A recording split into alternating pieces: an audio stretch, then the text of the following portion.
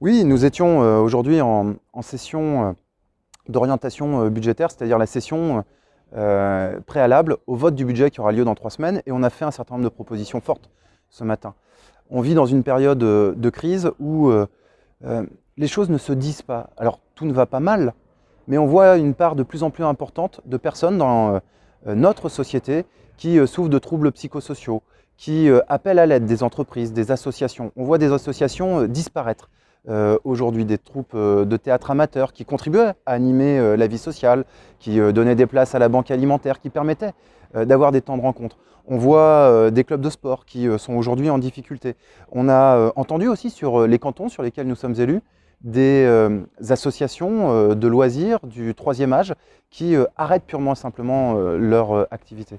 Demain, comment le département pourra-t-il assumer ses missions de compétences sociales si il n'y a plus ce tissu associatif qui permet de déployer et d'accompagner les personnes de manière en construisant du lien social?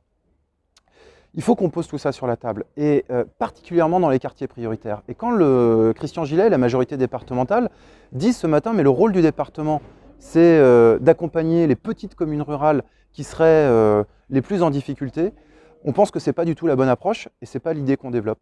On pense que tous les territoires qui sont en difficulté doivent pouvoir être accompagnés. Il ne s'agit pas d'opposer l'urbain au rural, mais bien, à un moment donné, d'accompagner les territoires qui sont en difficulté en ville et les territoires qui sont en difficulté en milieu rural. Et quand le maire d'Angers, à la suite de ce qui s'est passé le soir du 1er de l'an, avec ces violences à la Roseraie ou dans d'autres quartiers prioritaires, quand le maire d'Angers pointe du doigt la responsabilité des parents et le problème de parentalité, alors on se dit que le département qui a cette compétence doit être en capacité d'agir. On doit construire, on doit se mettre autour de la table pour agir de manière convergente et de manière partagée, bien évidemment avec l'État, bien évidemment avec les communes concernées.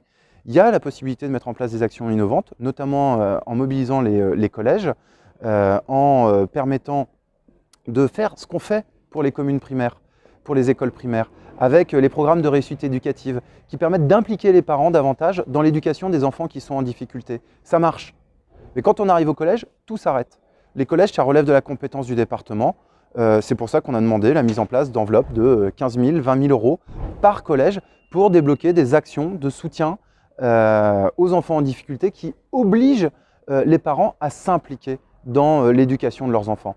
On ne peut pas le faire jusqu'à 12 ans, et puis de 12 à 14 ans, ça s'arrête. Bah évidemment, quand on a des enfants qui arrivent à 15-16 ans qui sont sans encadrement, eh bien, ça crée des difficultés. C'est des petites actions comme ça ne permettra pas de révolutionner la face du monde, mais en tout cas, ça permettra à un moment donné d'apaiser un certain nombre de tensions comme on les connaît en ce moment.